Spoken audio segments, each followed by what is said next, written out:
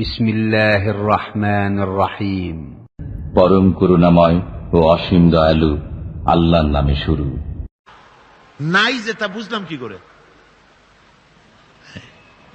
এইবার বোঝা গেল কোরআন শরীফ আমরা কতটুকুন পড়ি, কতটুকুন জানি। নাই তা বুঝলাম কোরআনে সে কথা আছে। কোথায় আছে?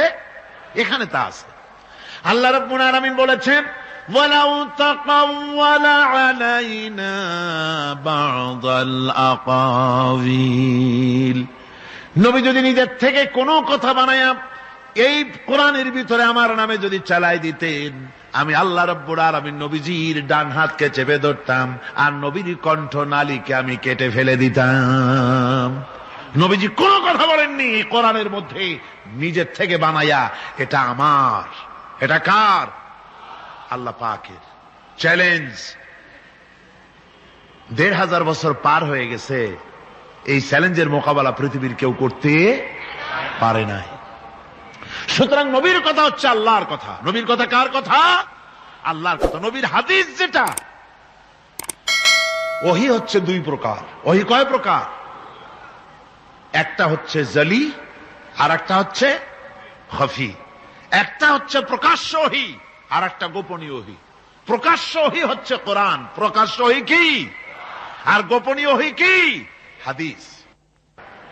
হুজুর বলেছেন, হুজুর তো কোন কলেজে পড়েন নাই। কি বলেন? কলেজে পড়েছেন? কোন কলেজে মাদ্রাসায় পড়াশোনা করেন নাই, অথচ আল্লাহর নবী বলেছেন, ইন্নামা বুইস্তু মুআল্লিমান, আমি শিক্ষক হিসাবে দুনিয়ার বুকে প্রেরিত হয়েছি। লেখাপড়া কোথাও করেন নাই, অথচ হুজুর বলছেন আমি শিক্ষক। অর্থাৎ গোটা পৃথিবীর সর্বকালে সর্বযুগের মহান শিক্ষক হচ্ছেন মুহাম্মদ রাসূলুল্লাহ সাল্লাল্লাহু আলাইহি ওয়াসাল্লাম। শিক্ষা তার মধ্যে পরিপূর্ণ ছিল।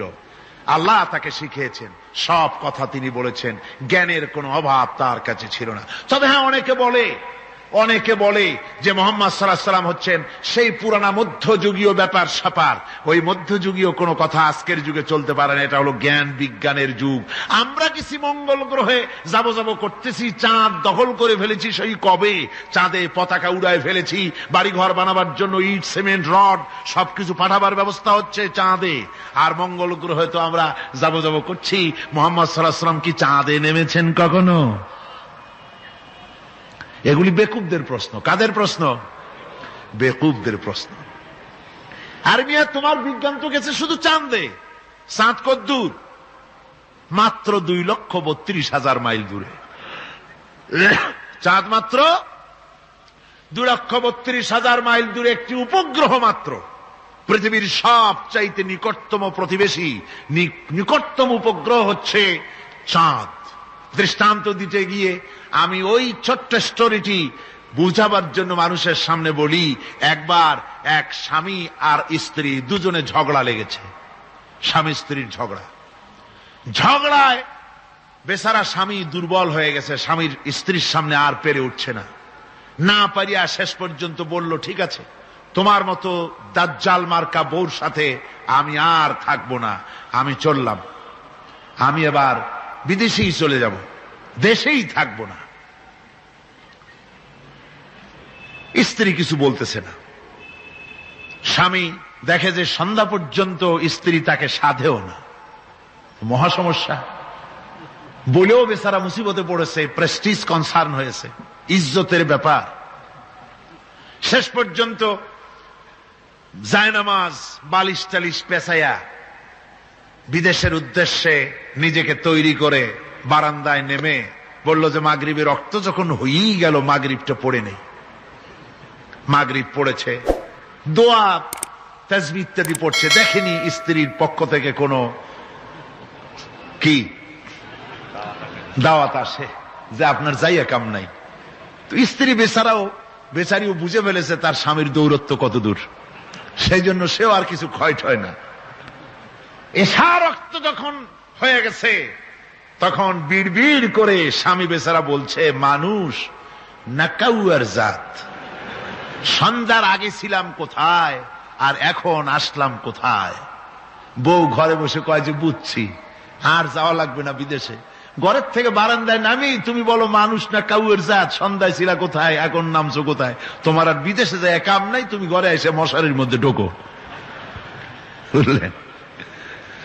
তো পৃথিবী থেকে মাত্র 2,32,000 মাইল দূরে চাঁদ, সেই চাঁদে অবতরণ করে বলছে মোহাম্মদ সাল্লাল্লাহু আলাইহি ওয়াসাল্লাম কি চাঁদে গেছে? আরে বেকুব, 2,32,000 মাইল দূরের চাঁদ নয়, 9,30,00,000 মাইল দূরের সূর্য নয়, কোটি কোটি সহস্র কোটি মাইল দূরের গ্যালাক্সি নয়, মিল্কি ওয়ে নয়, সমস্ত তারকারাজি গ্রহ পুঞ্জ সব কিছুকে পেরিয়ে গিয়ে 7 আকাশ ফুড়ে মুহাম্মদ সাল্লাল্লাহু আলাইহি সাল্লাম আরশে আজিম ভ্রমণ করেছেন, যা পৃথিবীর কোন বিজ্ঞানের পক্ষে সম্ভব নয়। সুতরাং মুহাম্মদ সাল্লাল্লাহু আলাইহি সাল্লাম সর্বকালের সর্বযুগের সব ব্যাপারে শ্রেষ্ঠ মহান ব্যক্তিত্ব। এরপরে আল্লাহ রাব্বুল আলামিন বলছেন, وَخَلَقْنَاكُمْ أَزْوَاجًا, আমি তোমাদের নারী এবং পুরুষের জোড়া পয়দা করেছি। অর্থাৎ এই পৃথিবীতে আল্লাহ রাব্বুল আলামিন মানুষের একটি সেক্স পয়দা করেন নাই, দুটি প্রকার করেছেন, একটি হচ্ছে নারী আর একটি পুরুষ। এই নারী আর পুরুষ আল্লাহ পাকের এটি একটি বিরাট কুদরত। এই নারী এবং পুরুষ সৃষ্টি করে পরস্পরের প্রতি আল্লাহ আকর্ষণ সৃষ্টি করেছেন। দুজনের একের প্রতি অপরের আকর্ষণ আল্লাহ পাক নিজেই সৃষ্টি করে দিয়েছেন। ওয়ামিন আয়াতিহি আন খালাকা লাকুম মিন আনফুসিকুম আজওয়াজান লিতাসকুনু ইলাইহা ওয়াজআলা বাইনাকুম মাওয়াদ্দাতাও ওয়া রাহমা। আমার অনেক নিদর্শনাবলীর মধ্যে এটিও একটি নিদর্শন যে আমি তোমাদের থেকে তোমাদের স্ত্রীদেরকে তোমাদের জোড়া পয়দা করেছি। আর কি করেছি, কেন করেছি? লিতাসকুনু ইলাইহা, যাতে করে তোমরা পরস্পরের কাছ থেকে শান্তি, প্রীতি, প্রেম, ভালোবাসা, মহব্বত লাভ করতে পারো। এটা আমার নিদর্শন একটি। কিরকম নিদর্শন? ভিন্ন পরিবেশে লালিতা পালিতা একটি মেয়ে ভিন্ন পরিবেশে লালিত পালিত একটি পুরুষের সঙ্গে যখন বিবাহ হয়ে যায়, আল্লাহ রাব্বুল আলামিন বলেন আমি তখন একের প্রতি অপরের মহব্বত আর ভালোবাসা আমি আল্লাহ তৈরি করে দেই। ওই মেয়েটি জানার কথা না, মেয়েটির বাড়ি হচ্ছে লংলা, শ্রীমঙ্গল, বিয়ে হয়েছে দিনাজপুর। দিনাজপুরের লোকেরা বোয়াল মাছ খায় না, কিন্তু এখানের লোকেরা বোয়াল মাছ খুব পছন্দ করে। কথা বুঝতে পেরেছে? এখানে কথাবার্তা এক রকমের, সেখানের কথাবার্তা আর এক রকমের। এই দুইটা মিলাইয়া খিতে হয়েছে তো খিতে হয়েছে। কথা বুঝতে এখন উপায়টা কি? অথচ এই দুই স্বামী স্ত্রীর মধ্যে আল্লাহ পাক কি মহব্বত পয়দা করে দেন, একজন আরেকজনের জন্য জীবন দিতে প্রস্তুত হয়ে যায়। সুবহানাল্লাহ পড়েন। আল্লাহ রাব্বুল আলামিন বলেন ওয়াজআলা বাইনাকুম মাওয়াদ্দাতান, প্রথমে তো ভালোবাসা সৃষ্টি করি, প্রেম সৃষ্টি করি। বিবাহ হওয়ার পর যে ভালোবাসা হয় বিশেষ উদ্দেশ্যকে সামনে রেখে ওই ভালোবাসা হয়। এরপরে যখন বয়স বাড়তে থাকে, যখন বার্ধক্য আসে, তখন ওই ভালোবাসাটা আর থাকে না যেটা ছিল প্রথম। সেটা আমি ওয়াজআলা বাইনাকুম মাওয়াদ্দাতান ওয়া রাহমা, মাওয়াদ্দা তখন রহমতে পরিণত হয়ে যায়।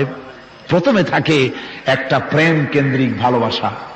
পরবর্তী সময় যখন স্বামী বুড়ো হয়ে যায় আর স্ত্রী যখন বুড়ি হয়, তখন আল্লাহ পাক বলেন আমি উভয়ের মধ্যে সহৃদয়তা, করুণার সৃষ্টি করে দেই। পরস্পরের প্রতি আকর্ষণ তখন আরো বাড়িয়ে দেই। একজন আর একজন ছাড়া চলে না, বুড়ার বুড়ি ছাড়া উপায় থাকে না। ঘরের মধ্যে ফ্রিজ আছে, কালার টিভি আছে, তারপরে সুন্দর বিছানাপত্র আছে, কোন জিনিসের অভাব নাই বুড়ার। হঠাৎ করে বুড়ি একদিন মারা গেল, বুড়ায় কয় আমি গৃহশূন্য হয়ে গেছি। সব আছে, তারপরেও যে গৃহশূন্য হয়ে গেছি, তার মানে গৃহের প্রাণটাই চলে গেছে। বুড়া বয়সে সন্তান খোঁজ খবর নেয় না, সন্তানের বউও খোঁজ খবর নেয় না। বুড়ার গরম পানিটা, উজুর পানিটা, তার খাবারটা, তার পানটা, তার যা প্রয়োজন বুড়ি সব এগিয়ে নিয়ে আসে। আর বুড়াও বুড়ির জন্য তখন প্রথম জীবনের চাইতে আরো বেশি মহব্বত বাড়ে, বুড়ির দিকে খোঁজ খবর আরো বেশি করে নেয়। ঠিক কিনা কন? বুঝবেন যারা বুড়া আর বুড়ি আছেন। আল্লাহ পাক বলেন এটা আমি করি। কে বলছেন এ কথা? আল্লাহ পাক বলছেন আমি করি। এ মহব্বত আল্লাহর দান। দেখুন রাসূল করিম সাল্লাল্লাহু আলাইহি ওয়াসাল্লামের ঘরে দৌলত ছিল না, কিন্তু মহব্বত দিয়ে ঘরটা ভরা ছিল। সুবহানাল্লাহ বিহামদি। দৌলত ছিল না, মহব্বত দিয়ে ভরা ছিল। হযরত আয়েশা সিদ্দিকা রাদিয়াল্লাহু তাআলা আনহা বলেছেন, আমি গ্লাসে পানি পান করে রেখে দেওয়ার পর রাসূলুল্লাহ গ্লাসটা হাতে নিয়ে আমি যেখানে ঠোঁট লাগিয়ে পানি পান করেছি, আল্লাহ নবী ওইখানেই ঠোঁট লাগায়া পানি পান করতেন। মুহাব্বত। হযরত আয়েশা বলেন, আমি গোশত খেয়ে হাড্ডি খেয়ে হাতে ধরে রেখেছি, খাবো বা রাখবো। আল্লাহ নবী তখন আমার হাতের থেকে গোশত বা হাড্ডিটা আমার হাত থেকে নিয়ে আমি গোশতের যে অংশে কামড় দিয়েছি রাসূলুল্লাহ সেখানে মুখ লাগিয়ে খেতেন। দৌলত ছিল না হুজুরের ঘরে এক ফোঁটাও, কিন্তু মহব্বত ছিল ঘরটা ভরা। হযরত আয়েশা বলেছেন, রাসূলুল্লাহ কাজ করে কষ্ট করে ঘরের ভিতরে ফিরে যখন দেখেছেন রান্না বান্না সারা হয় নাই, হুজুর ক্ষুধার্ত অথচ আমার রান্না শেষ হয় নাই, নবীজি রাগ করেন নাই, অসন্তুষ্ট হন নাই, ভুরু কুঞ্চিত করেন নাই, চোখ গরম করেন নাই, বরং আমার কাছে বসে রান্না বান্নায় আমাকে আল্লাহর নবী বিশ্ব নবী মুহাম্মদ রাসূলুল্লাহ সাল্লাল্লাহু আলাইহি ওয়াসাল্লাম আমাকে সহযোগিতা করেছেন।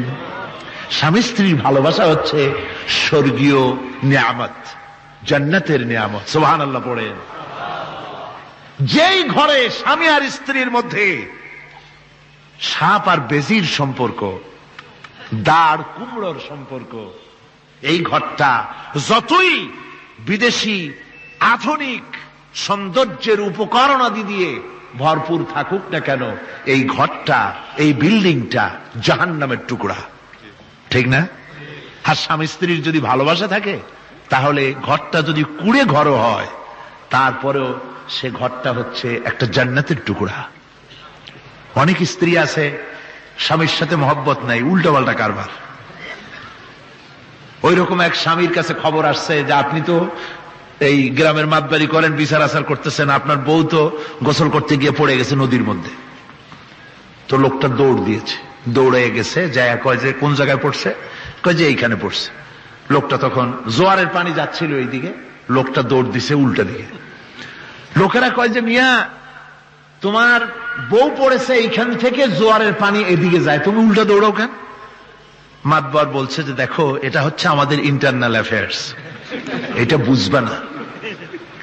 এই স্ত্রী সারাটি জীবন আমার উল্টা চলেছে। আমি যদি বলেছি 100, সে বলেছে 335। আমি যদি বলেছি এখন দিনের 12টা, সে বলেছে এখন রাত 3:35। সম্পূর্ণ উল্টা সারা জীবন যে চলেছে। সে যে নদীতে পড়ে জোয়ারে গেছে আমি তা বিশ্বাস করি না, উল্টাই গেছে। এই রকমের এক শ্রেণী আছে, স্বামী উল্টা থাকে, স্ত্রী উল্টা থাকে, এরকমও হয়। সুতরাং স্বামী এবং স্ত্রীর মধ্যে মহব্বত আর ভালোবাসা এটি মাবুদের একটি বিরাট নিয়ামত। অন্যের স্ত্রীর দিকে তাকালে কাম ভরে, খারাপ নজরে তাকালে জেনার গুনাহ হবে, হাত দিয়া ধরলে কাম ভাবে জেনার গুনাহ হবে। কিন্তু কোন স্বামী যদি তার স্ত্রীর দিকে প্রেম ভরে ভালোবাসা ভরে তাকায় আর স্ত্রীর হাতকে প্রেম আর ভালোবাসার সাথে যদি স্ত্রীর হস্ত ধারণ করে, কিতাবে এসেছে স্বামী এবং স্ত্রীর উভয়ের সগীরা গুনাহ আল্লাহ রাব্বুল আলামিন মাফ করে দেন। আল্লাহ পাক বলছেন আমি তোমাদের থেকে তোমাদের জোড়া, তোমাদের স্ত্রীদেরকে পয়দা করেছি এবং পরস্পর পরস্পরের প্রতি ভালোবাসা এবং মহব্বত সৃষ্টি করে দিয়েছি। আজকে কথা উঠেছে সমাজে, আজকে কথা উঠেছে নারীর অধিকার নিয়ে। বলা হচ্ছে ইসলাম নারীকে, নারীর অধিকার ক্ষুণ্ণ করেছে। বলে না? বলে কিনা বলেন? আমাদের দেশে এই জন্য নারী পক্ষ, নারী সমাজ, নারী আন্দোলন পরিষদ, তারপরে এরকম অনেক আন্দোলন তারা বানিয়েছে। আর পত্র পত্রিকায় নানান রকমের ইসলাম সম্পর্কে তারা লিখছে। একটা পত্রিকা আজকে সকালে আমাকে একজন দিল, তার মধ্যে লিখেছে, হাদিসের বরাত দিয়েছে, তার মধ্যে লিখছে যে রাসূলুল্লাহ বলেছেন পৃথিবীর সব কিছু হচ্ছে ভোগের সামগ্রী, সেই ভোগের মধ্যে উত্তম ভোগের সামগ্রী হচ্ছে নারী। নাউযুবিল্লাহি মিন যালিক, এমন কথা রাসূলুল্লাহ বলেন নাই। হাদিসের নাম দিয়া তারপরে হুজুর যা বলেন নাই সেই সব কথা বলে বলে নারীদেরকে ইসলামের প্রতি বীতশ্রদ্ধ করাবার জন্য চেষ্টা চালানো হচ্ছে। অথচ নারীদের ব্যাপারে মুহাম্মদ সাল্লাল্লাহু আলাইহি ওয়াসাল্লাম সবচাইতে উত্তম কথা বলেছেন। এত সুন্দর কথা পৃথিবীতে আর কেউ বলে নাই, আর কেউ বলে নাই। নারী আজ অধঃপাতিতা, নির্যাতিতা। এই নির্যাতন থেকে, অধঃপতন থেকে নারীকে কে রক্ষা করতে পারে? ইসলাম। জোরে বলেন, কে পারে? কেবলমাত্র ইসলাম পারে, আর কেউ পারে না। নারী যখন তাদেরকে মেয়ে হয়েছে শোনা মাত্র তার বাপ তাকে মাটির নিচে পুঁতে রাখত, আছাড় মেরে মেরে ফেলে দিত, যখন তাদেরকে কবর দিয়ে দিত জীবিত অবস্থায়, সেই সময় রাসূলুল্লাহ এসে নারীদের সম্মান দিলেন, মর্যাদা দিলেন। রাসূলুল্লাহ বললেন, আমার কাছে তিনটা জিনিস প্রিয়, একটি হচ্ছে নামাজ, একটি হচ্ছে সুগন্ধি, আর একটা হচ্ছে স্ত্রী। নারীর যখন কোনো মর্যাদা নাই তখন নারীর মর্যাদা হুজুর দিলেন। যখন কন্যা সন্তান হওয়া আভিজাত্যের বিপরীত, কন্যা সন্তান হওয়া পুরুষের জন্য একটা অপমানকর। এখন আমাদের সমাজেও আছে, স্ত্রী গর্ভবতী হয়েছে, বন্ধুদের কাছে বলে ফেলেছে আগেই, সন্তান হয়ে গেছে কিন্তু কোনো খোঁজ খবর নাই। বন্ধুরা একদিন হঠাৎ জিজ্ঞেস করে, তোমার স্ত্রী গর্ভবতী হয়েছে, তারপরে তা তো অনেক দিনের কথা, কি হইল তা তো বললা না? কয় যে আশা তো করছিলাম হবে ছেলে, কিন্তু হয়েছে মেয়ে, সেই জন্য আর টেলিফোন করা, খবর দেওয়া জরুরত বোধ করিনি। আছে না এমন? আছে। আবার বারবার মেয়ে হয় বলে আমাদের দেশে তালাকের ঘটনা পর্যন্ত আছে। বারবার মেয়ে হয়, ছেলে হয় না মোটেও, তালাক দিয়ে দেয়। আচ্ছা, ওই মেয়েটারই, ওই স্ত্রীরই যদি এখানে হাত থাকে ছেলে বা মেয়ে হওয়ার ব্যাপারে, মানুষের যদি হাত থাকে, তাহলে দায়ী শুধু স্ত্রী হতে যাবে কেন? পুরুষ তুমিও তো দায়ী তাহলে। আসলে ছেলে এবং মেয়ে হওয়ার জন্য স্বামী এবং স্ত্রী কেউ দায়ী নয়, ব্যাপারটি আল্লাহ। ব্যাপারটি কার? আল্লাহ রাব্বুল আলামিন বলেছেন, আমি যাকে খুশি কন্যা দান করি, যাকে খুশি শুধু ছেলে দান করে, যাকে খুশি তারে ছেলেও দেই, মেয়েও দেই, আর যাকে খুশি আমি কিছুই দেই না। এ সবটাই আমার হাত। সুতরাং রাসূল পাক সাল্লাল্লাহু আলাইহি ওয়াসাল্লাম বলেছেন, খবরদার মেয়েদের বাপকে, মেয়ের বাপকে গালি দিও না। বারবার মেয়ে হয় বলে অনেকে মেয়ের বাপকে গালি দেয়, তাচ্ছিল্য করে, টিটকারি করে। হুজুর বলেছেন, মেয়ের বাপকে বিদ্রুপ করো না, গালি দিও না, যেহেতু আমি মুহাম্মদ সাল্লাল্লাহু আলাইহি ওয়াসাল্লাম মেয়েদের বাপ। রাসূল পাক সাল্লাল্লাহু আলাইহি ওয়াসাল্লাম বলেছেন, যে ঘরে একটা কন্যা সন্তান জন্মগ্রহণ করে, যে ঘরের ভিতরে একটি কন্যা সন্তান জন্মগ্রহণ করে, ওই ঘরের ভিতরে আল্লাহ রাব্বুল আলামিনের রহমতের ফেরেশতা ঢুকে সালাম দেয় আর বলে, আসসালামু আলাইকুম ইয়া আহলাল বাইত, হে ঘরের মালিকেরা, তোমাদের উপরে আল্লাহর রহমত বর্ষিত হোক। রহমতের ফেরেশতারা ঘরের ভিতরে প্রবেশ করে কন্যা সন্তানটির মাথার উপরে হাত বুলায় আর বলতে থাকে, এই দুর্বল দেহ একটি দুর্বল দেহের ভেতর থেকে বেরিয়ে এসেছে, এই কন্যা সন্তানটিকে যে লালন পালন করবে আল্লাহ রাব্বুল আলামিন তাকে শান্তিতে রাখবেন। রাসূল পাক সাল্লাল্লাহু আলাইহি ওয়াসাল্লামের কাছে একজন এসে বলছে, ইয়া রাসূলুল্লাহ, আমার এক মেয়ে। হুজুর কয়, তোমার এক বেহেশত। আর একজন কয়, হুজুর আমার দুই মেয়ে। কয়, তোমার দুই বেহেশত। এরকম হাদিস আছে নাকি যে একজনে বললো আমার এক ছেলে, আর হুজুর বলছেন তোমার এক বেহেশত? আছে এমন? সুতরাং মেয়েকে কি মর্যাদা দিয়েছে ইসলাম। রাসূলুল্লাহ বললেন, যার তিনটি মেয়ে আছে আর ওই তিনটি মেয়েকে আদব শিক্ষা দিয়েছে, তারবিয়াত শিক্ষা দিয়েছে, দ্বীন শিক্ষা দিয়েছে, স্নেহ করে, স্নেহ দিয়ে লালন পালন করেছে, তারপরে সৎ পাত্রস্থ করেছে, ওই মেয়ের লালন পালনকারী মাতা পিতা আর আমি মুহাম্মদ সাল্লাল্লাহু আলাইহি ওয়াসাল্লাম কিয়ামতের দিন একই জান্নাতে পাশাপাশি অবস্থান করব। সুবহানাল্লাহি বিহামদিহি।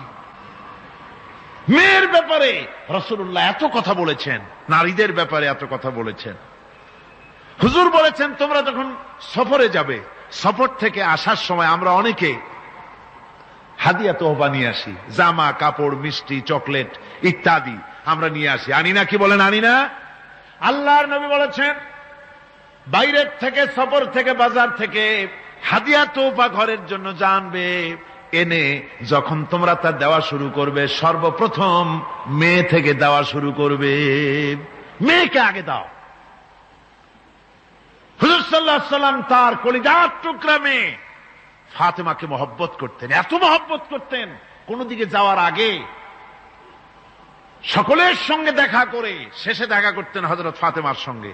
আবার সফর থেকে ফিরে এসে সর্বপ্রথম তিনি দেখা করতেন হযরত ফাতেমা রাদিয়াল্লাহু তাআলা আনহার সঙ্গে। একবার হযরত আলী এবং হযরত ফাতেমার মধ্যে মনোমালিন্য হলো, হুজুরের মুখটা মলিন হয়ে গেল, রাসূল পাকের মুখ মলিন হয়ে গেল। হুজুর সাল্লাল্লাহু আলাইহি ওয়াসাল্লাম ঘরের মধ্যে প্রবেশ করলেন, হযরত আলীর ঘরে হযরত ফাতেমা এবং আলীকে এক জায়গায় বসালেন। কিছুক্ষণ পর হুজুর বেরিয়ে এলেন, হুজুরের মুখে হাসি। সাহাবা ইকরাম বললেন, হুজুর একটু আগে আপনার মুখ মলিন দেখেছি, এখন খুব উৎফুল্ল মনে হচ্ছে। হুজুর বলছেন, আমি তাদের মধ্যে মনোমালিন্যটা দূর করে দিয়ে এসেছি। ফাতেমা আমার কলিজার টুকরা, যে ফাতেমাকে ব্যথা দেয় সে আমি মুহাম্মদ সাল্লাল্লাহু আলাইহি ওয়াসাল্লামকে ব্যথা দেয়। রাসূল পাক সাল্লাল্লাহু আলাইহি ওয়াসাল্লাম কন্যাদেরকে এভাবে মর্যাদার কথা বলেছেন। এই কন্যা আস্তে আস্তে যখন বড় হয়ে যায়, যখন বধূ হয়, বধূ হিসেবে তার মর্যাদা ইসলাম কতখানি দিয়েছে, রাসূল পাক সাল্লাল্লাহু আলাইহি ওয়াসাল্লাম কতখানি দিয়েছেন আপনারা লক্ষ্য করেন। হাদিস শরীফ পড়া নাই, জানা নাই বলে আজকে এক শ্রেণীর নারীরা তারা কমিউনিস্টদের খপ্পরে পড়ে, সমাজতন্ত্রের খপ্পরে পড়ে, নাস্তিকদের খপ্পরে পড়ে গোটা মহিলা সমাজকে চেষ্টা করতেছে ইসলাম থেকে দূরে সরাবার জন্য। ঠিক কিনা কও? হযরত আয়েশা বলেছেন, আমি যখন ঘরে কাজ করতেছি, হুজুর বাইরের থেকে এসে দেখেছেন আমার রান্না করতে দেরি আছে, খাবার দাবার এখনো রেডি হয় নাই, হুজুর ক্ষুধার্ত, কিন্তু হুজুর ভুরু কুঞ্চিত করেননি, হুজুর বিরক্ত হননি, হুজুর আমাকে গালমন্দ করেননি, আমার কাছে বসে তিনি আমার রান্নার সহযোগিতা করেছেন। সুবহানাল্লাহি ওয়া বিহামদিহি, জোরে বলেন সুবহানাল্লাহি ওয়া বিহামদিহি।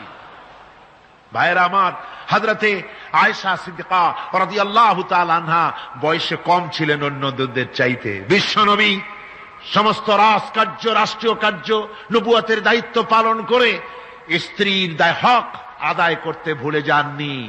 আধো আধো জ্যোৎস্না প্লাবিত রাত রাসূলুল্লাহ হযরত আয়েশাকে বলছেন, চলো আমরা একটু পায়চারি করে আসি বাইরের থেকে। ঘুরতে ঘুরতে হুজুর বলছেন, দেখো তো ওই যে দূরে দেখা যায় একটা জিনিস, চলো আমরা দৌড় দেই, দেখি কে আগে ওই জায়গায় পৌঁছতে পারে।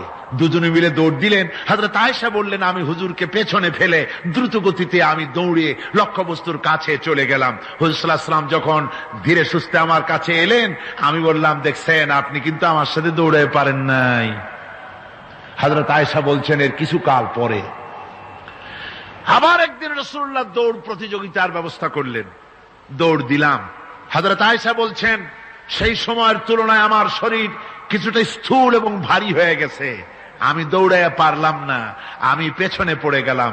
হুজুর আমার আগে চলে গেলেন লক্ষ্যবস্তুর কাছে। আমি হাঁপাতে হাঁপাতে যখন রাসূলের কাছে চলে গেছি, রাসূল পাক মুস্কি হেসে আমাকে বললেন, আয়েশা, ওই সেই দিনের প্রতিশোধ আজকে নিলাম। সুবহানাল্লাহি ওয়া বিহামদিহি, সেদিনের জবাব আজকে দিয়ে দিলাম।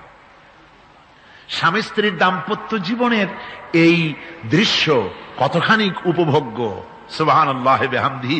এই জন্য স্বামী স্ত্রীর ভিতরে যে মুহাব্বত, এটা বেহেশতি অবদান, এটা জান্নাতের অবদান, এটা আল্লাহর নিয়ামত। এটা কি ধরে কোন? আল্লাহর নিয়ামত।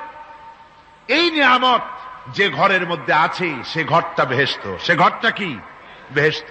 আর আপনার ঘরের মধ্যে রেডিও আছে, টিভি আছে, ফ্রিজ আছে, ডিসি আছে, এসি আছে, কত কিছু আছে, কিন্তু স্বামী স্ত্রীর মধ্যে সাপে আর বেজির সম্পর্ক, দাঁড় কুমড়ার সম্পর্ক, এই ঘরটা জাহান্নামের শামিল। আছে না এক পদের স্ত্রী? স্বামীও আছে এরকম এক পদের স্বামী আছে, সমানে পিটায় মেয়ে লোক, পিটাইতেই থাকে। বুঝলেন?